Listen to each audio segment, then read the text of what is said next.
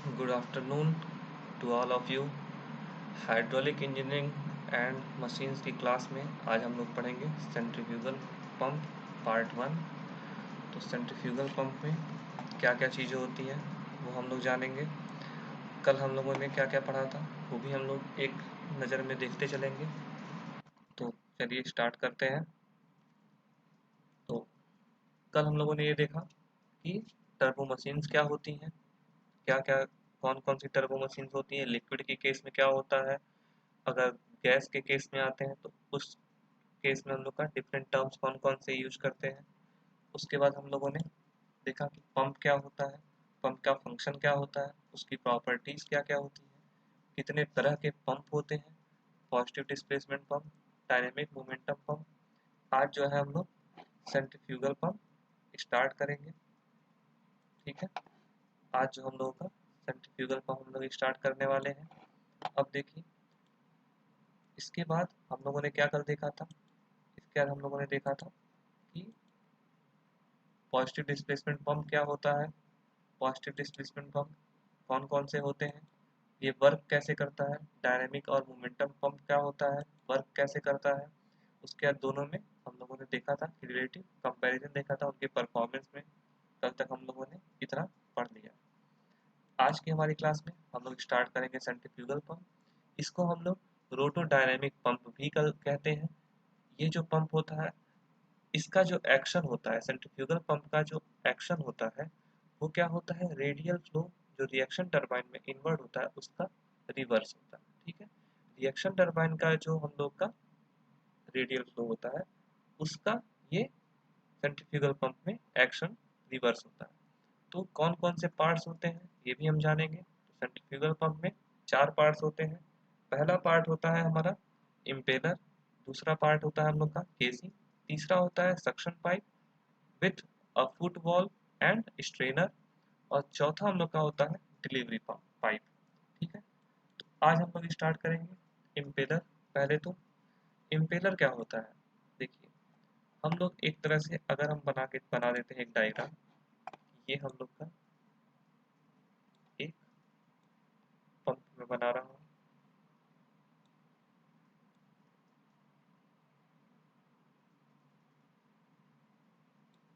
ठीक है,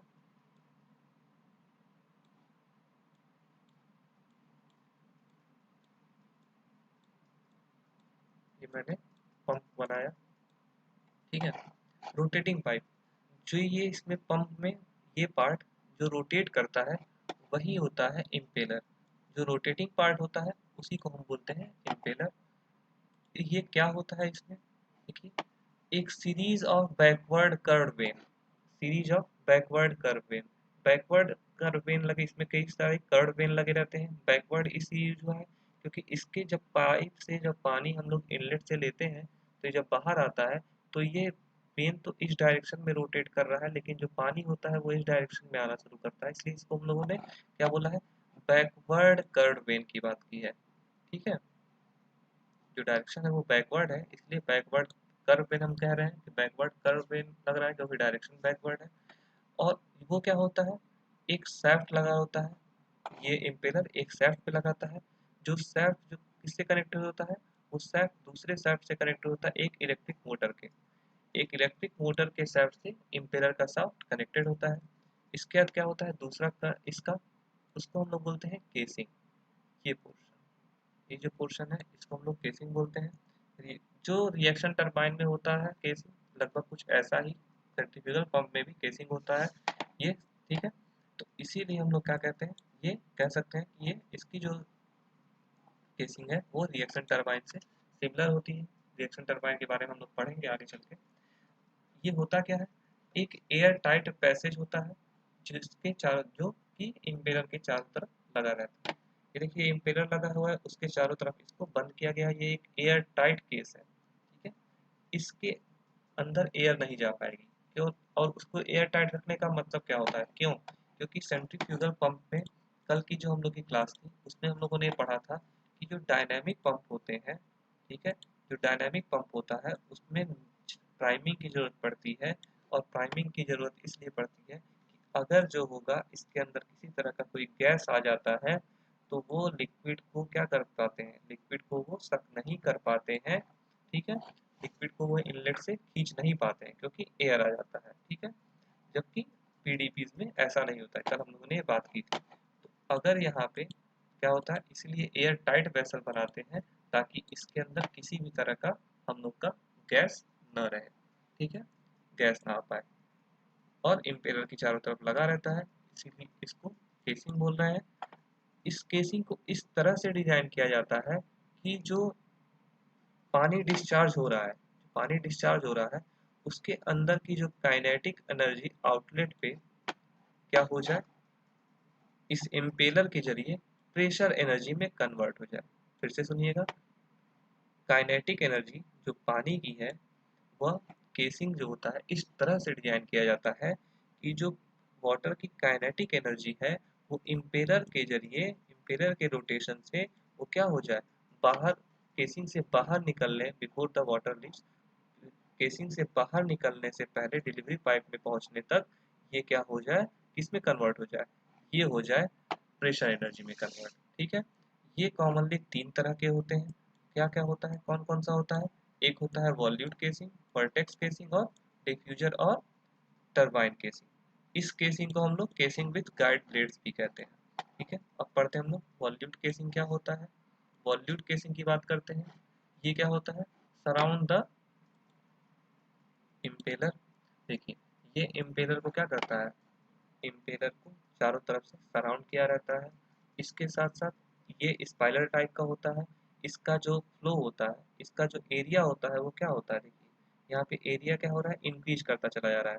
तो जो एरिया रहता है वो gradually, area of flow increase gradually, जो स्पाइरल टाइप का होता है वॉल्यूट केसिंग, इसमें एरिया ऑफ फ्लो जो हो रहा है वो ग्रेजुअली इंक्रीज कर रहा है।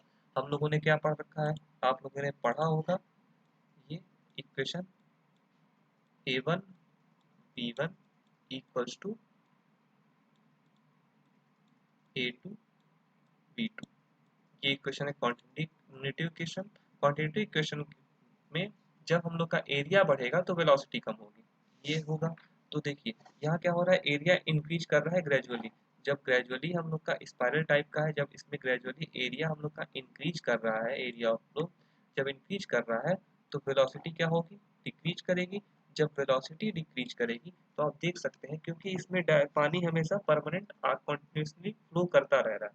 जब कंटिन्यूसली हम लोग का पानी इसमें फ्लो कर रहा है तो होगा क्या, इसके अंदर के इसमें पानी पूरा फिल रहेगा। जब पानी फिल रहेगा तो इसके केसिंग पे क्या होगा, जो प्रेशर ऑफ वाटर होगा वो केसिंग की तरफ जो हम लोग का पानी आ रहा है, यानी कि जब वेलोसिटी कम होगी, इस इम्पेलर की वेलोसिटी जब कम होगी तो जो हम लोगों का क्या होता है कि जो पानी आएगा केसिंग की तरफ, उसका जो प्रेशर होगा वो कम होगा। क्यों, क्योंकि हम लोगों ने इसका एरिया बढ़ाते चले जा रहे हैं। यानी कि देखिए यहाँ पे मैक्सिमम, यहाँ पे हम लोग का ज़्यादा होगा प्रेशर, यहाँ पे हम लोग का धीरे धीरे वो कम होता चला जाएगा। क्यों, क्योंकि एरिया बढ़ रहा है। एरिया बढ़ रहा है, एरिया कैसे बढ़ रहा है, क्योंकि वेलोसिटी इसकी कम हो जा रही है। एरिया बढ़ने के साथ साथ वेलोसिटी कम हो जा रही है, ठीक है। Increase in area of flow decrease the velocity of flow, ठीक है। जब एरिया का, एरिया ऑफ फ्लो हम बढ़ा रहे हैं तो वेलोसिटी ऑफ फ्लो कम होती जा रही है। और वेलोसिटी ऑफ फ्लो के कम होने के साथ ही साथ हम लोग का क्या हो रहा है, जो प्रेशर है पानी का वो क्या हो रहा है, केसिंग की तरफ जो होगा वो बढ़ता चला जाएगा। इसके अंदर पानी भरा है और हम लोग पानी लगाते चले जाएंगे, इसमें पानी फ्लो कराते चले जाएंगे तो इस केसिंग पे क्या होगा, प्रेशर ज़्यादा बनेगा, ठीक है। आगे चलते हैं। इस केस में जो इफिशियंसी होती है पानी की, जो इफिशियंसी होती है पंप की, सॉरी, जो पंप की इफिशियंसी होती है वो ज़्यादा होती है, ठीक है। In case of, in this casing efficiency of pump increases slightly। इस केस में जो थोड़ा सा हम लोग का जो नॉर्मल पंप होता है उससे सेंट्रीफ्यूगल पंप में जो एफिशिएंसी होती है वो ज़्यादा होती है। क्यों ज़्यादा होती है, अब देखिए इसमें अधिकतर जो अमाउंट ऑफ एनर्जी होती है, देखिए जब एरिया बढ़ रहा है तो एडीज फॉर्मेशन होगा।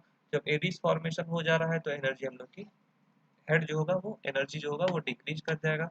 देखिए उससे क्या होता है, a large amount of energy is lost due to formation of eddies. Eddies formation की वजह से जो हम लोग का क्या होता है कि जो हम लोग का एनर्जी फॉर्मेशन होगा वो कम हो जाएगा। क्यों एनर्जी कम होगा? एनर्जी इसलिए कम होगा क्योंकि एरिया बढ़ रहा है, एरिया बढ़ रहा है तो क्या हो रहा है? एडीज फॉर्मेशन हो रहा है, तो कुछ एनर्जी जो होती है वो उसमें चली जाती है एडीज फॉर्मेशन में।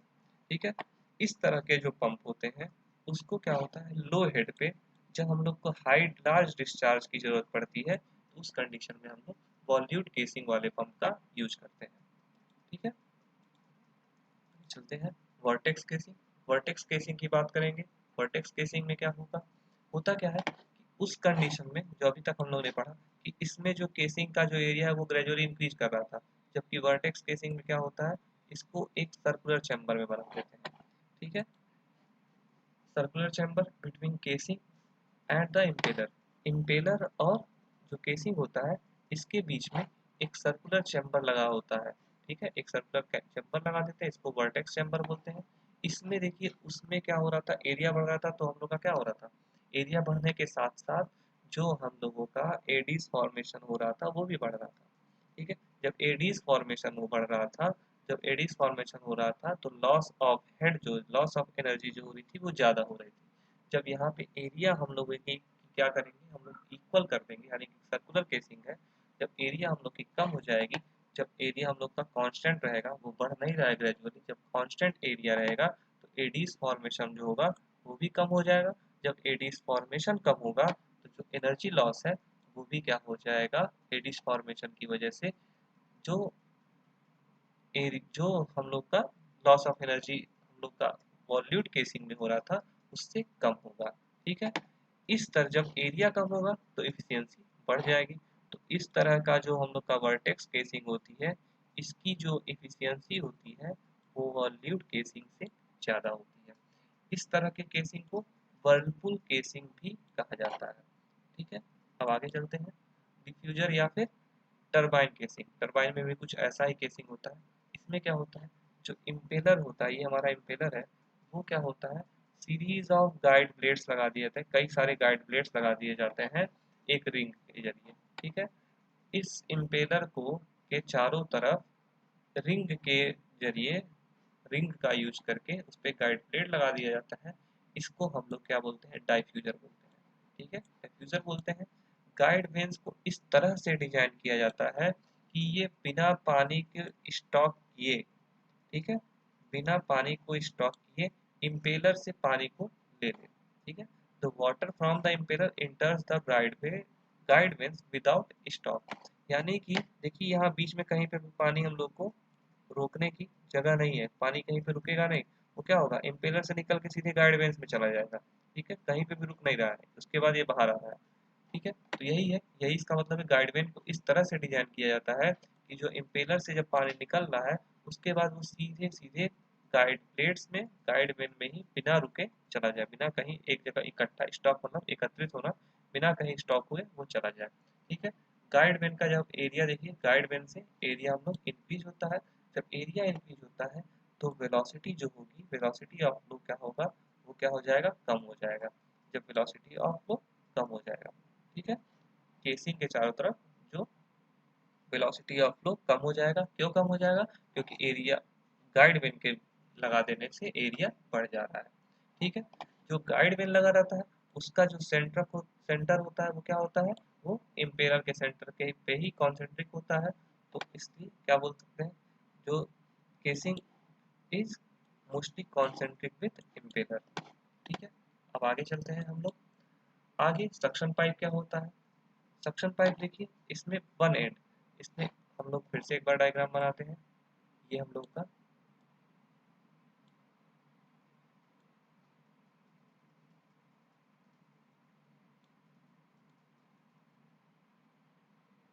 हम लोगों ने बना दिया। ठीक है,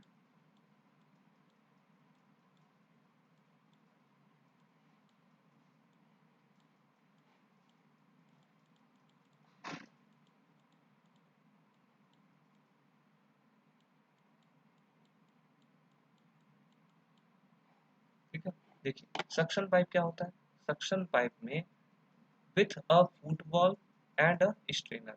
सक्शन पाइप में क्या होता है, सक्शन पाइप में इसका एक एंड जो होता है वो पंप के इनलेट से जुड़ा होता है, और जो दूसरा एंड होता है वो क्या होता है, पानी के अंदर डिप होता है, ठीक है, डम डिप इनटू वाटर इन अ सम, पानी के अंदर डिप होता है जहाँ से हम लोग को पानी लेना है, ठीक है, सब में इसीलिए इसको हम लोग बोलते हैं जहाँ से हम लोग को पानी सक करना है, यानी कि जहाँ से पानी हम लोग को खींचना है उस जगह पे एक एंड इसका हम लोग क्या करते हैं, लगा देते हैं, डिप होता है, और दूसरा एंड क्या होता है, वो इनलेट पे लगा रहता है, ठीक है, दूसरा एंड इसका इनलेट पे लगा रहता है, ठीक है, और इसके साथ ही साथ नीचे फुटबॉल, फुटबॉल की जो बात कर रहे हैं, फुटबॉल लगा रहता है, इसके नीचे जो है वो एक फुटबॉल लगा रहता है जो कि एक नॉन रिटर्न बॉल है, यानी कि और ये ऊपर की तरफ खुलता है, football open in upward direction, यानी कि ये ऊपर की तरफ खुलता है, जब हम लोग इसको चलाते हैं तो क्या, जब इम्पेलर का रोटेशन होता है तो पानी को ऊपर की तरफ खींचता है, तो हम लोग का जो यहाँ पे वॉल लगा रहता है वो वॉल ऊपर की तरफ खुल जाता है और पानी हम लोग का ये ऊपर फ्लो कर जाता है, ठीक है, लेकिन ये वन साइडेड होता है, यानी कि वन वे होता है, ये ऊपर पानी तो फ्लो कर सकता है लेकिन ये नीचे की तरफ इसमें पानी नहीं आ सकता है, नॉन रिटर्न वॉल होता है, इसलिए हम लोग इसको नॉन रिटर्न वॉल का नाम दे रहे हैं, ठीक है, फुट वॉल लगा दिया जाता है इसके fitted at the lower end of the suction pipe, ठीक है, सक्शन पाइप के नीचे वाले पोर्शन में हम लोग क्या करते हैं, सक्शन पाइप के जो नीचे वाला पोर्शन होता है वहां पे क्या करते हैं, एक हम लोग फुट वॉल लगा देते हैं जो कि ऊपर डायरेक्शन में खुलता है, जो एक नॉन रिटर्न वॉल है जिससे पानी एंटर तो कर सकता है बट नीचे की तरफ वापस नहीं जा सकता, रिटर्न नहीं हो सकता है, इसके साथ ही साथ स्ट्रेनर और को भी फिट कर दिया जाता है lower end of the suction pipe, suction pipe के चारों तरफ स्ट्रेनर लगा दिया जाता है ताकि कोई भी पार्टिकल जो है वो पंप में ना आ सके, ठीक है, डिलीवरी पाइप क्या होता है, डिलीवरी पाइप का जो पहला एक हेड होता है, जो एक एंड होता है वो हम लोग पंप के आउटलेट से, और जो दूसरा एंड होता है जिस जगह पे हमें पानी पहुंचाना है उस जगह पे हम लोग कनेक्ट कर देते हैं, ठीक है, तो ये होता है डिलीवरी पाइप, ठीक है, सक्शन पाइप में जो हेड होता है उसको सक्शन हेड, और जो डिलीवरी पाइप की हेड होती है उसको हम लोग डिलीवरी हेड बोलते हैं, ठीक है, तो अब देखिए प्रिंसिपल क्या है, अब देखिए इसके लिए क्या करते हैं, एक हम लोग वेसल, एक सिलेंड्रिकल वेसल को आप एज्यूम कीजिए, एक सिलेंड्रिकल वेसल है, ठीक है, उसमें पानी भरा हुआ है, जिस पानी को हम लोग रोटेट करा रहे हैं, x x vertical axis x x में हम लोग रोटेट करा रहे हैं, होता क्या है कि हम लोग क्या करते हैं, फ्री सरफेस ऑफ वाटर, पानी का जो फ्री सरफेस है इसको हम लोग कर्व एज्यूम कर लेते हैं, जो कर्व एज्यूम कर लेते हैं, कर्व जो एज्यूम किया है सरफेस को, ये क्या होता है, हॉरिजॉन्टल बिफोर रोटेशन स्टार्टेड, यानी कि जब रोटेशन स्टार्ट नहीं हुआ था तो इसका जो सरफेस था वो क्या था, हॉरिजॉन्टल था, लेकिन जब हम लोग का रोटेशन स्टार्ट कर देते हैं एक्स एक्स के अबाउट तो इसका जो शेप है, वो जो सरफेस का शेप है वो क्या होता है, कर्व शेप में हो जाता है, ठीक है, फ्री ऑफ वाटर, ये हम लोगों ने free surface of water assumes the water in the vessel subjected to centrifugal force, जो पानी के अंदर जो हम लोग इसको रोटेट करा रहे हैं, जो पानी होता है वो क्या होता है वेसल में, वो क्या होता है, सेंट्रीफ्यूगल फोर्स इस पे लगाते हैं, जो फोर्स क्या होता है सरकमफेरेंस के टुवर्ड्स लगता है, ठीक है, यानी कि जब इसको रोटेट कर रहा है तो पानी को क्या हो रहा है, ये भेज रहा है इसके सरकमफेरेंस की तरफ, सरकमफेरेंस की तरफ इसको भेज रहा है, इसको रोटेट कराएंगे तो पानी को ये सरकमफेरेंस की तरफ भेजता है, तो सेंट्रीफ्यूगल सब्जेक्ट जो वेसल होता है उस पे पानी के ऊपर सेंट्रीफ्यूगल फोर्स लगा देते हैं, जिसके जरिए वो क्या होता है, फोर्स किया जाता है सरकमफेरेंस की तरफ जाने के लिए, पानी को फोर्स करता है सरकमफेरेंस की तरफ जाने के लिए, जो पानी का जो लेवल होता है, अब देखिए जब मान के चलिए हम लोग जब इम्पेलर को यूज कर रहे हैं, ठीक है, तो क्या होगा, जब ये रोटेट करेगा तो ये क्या होगा, पानी को केस की तरफ, केसिंग की तरफ भेजेगा, तो जब पानी को लगातार वो केसिंग की तरफ भेज रहा है तो level of water down at centre but rise at circumference, जब पानी को ये फोर्स कर रहा है सरकमफेरेंस की तरफ जाने के लिए तो जो सरकमफेरेंस पे हम लोग का जो लेवल होगा पानी का वो ज़्यादा हो जाएगा, और जो सेंटर पे होगा वो लेवल कम होगा, यानी कि प्रेशर जो होगा वो सेंटर पे कम होगा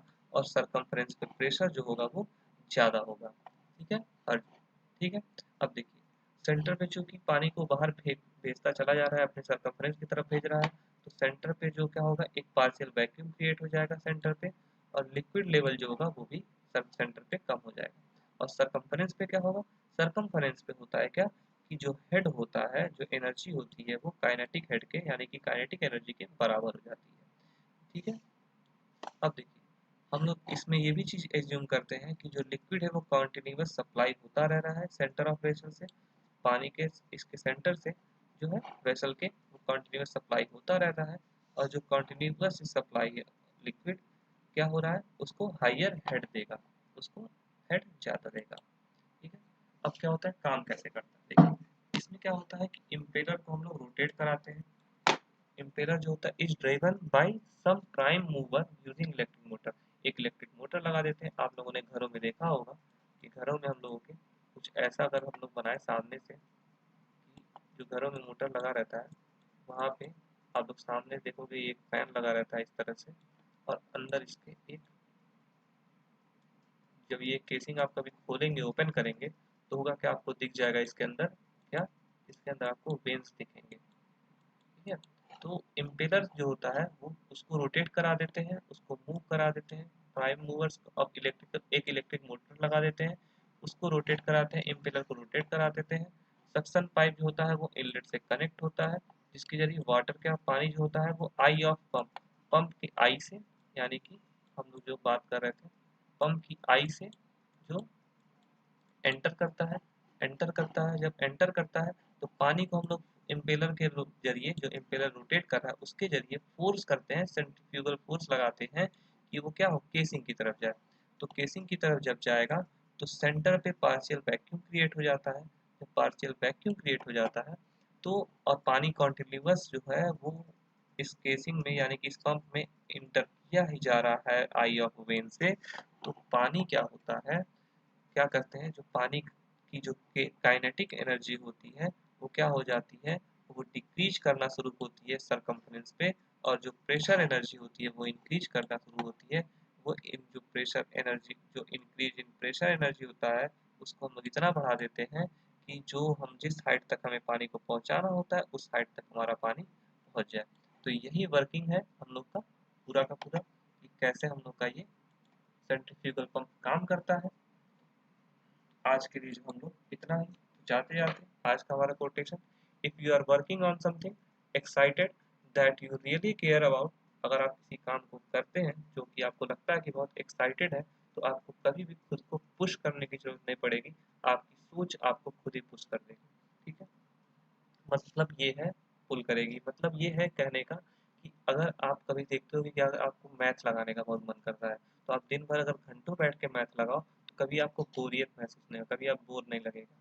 आप अगर हिस्ट्री पढ़ने का मन करता है, अगर आपको बोर लगता है कि हिस्ट्री मुझे मन इच्छा नहीं है पढ़ने की, तो आप कितनी भी कोशिश कर लो 5 मिनट में आपको नींद आनी ही आनी है। 5 मिनट में बहुत ज़्यादा बोल रहा हूँ, 2 मिनट में ही सो जाओगे।